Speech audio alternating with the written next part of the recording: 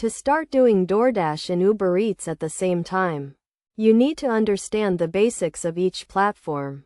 Doordash and Ubereats are food delivery services that allow you to make money by delivering food to customers. First, you need to sign up to be a dasher for Doordash and a delivery partner for Ubereats.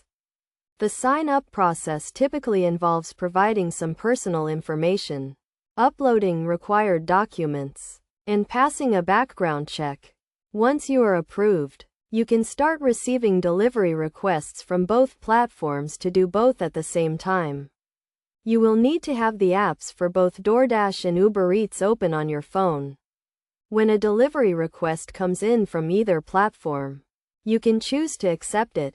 If you accept a request from one platform, you should not accept a request from the other platform at the same time if it conflicts with the first request. To maximize your earnings, you should consider the location and time of the requests. You can use a strategy where you accept requests from the platform that offers the highest payout.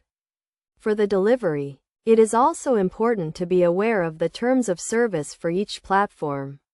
Make sure you understand the rules and guidelines for being a dasher and a delivery partner.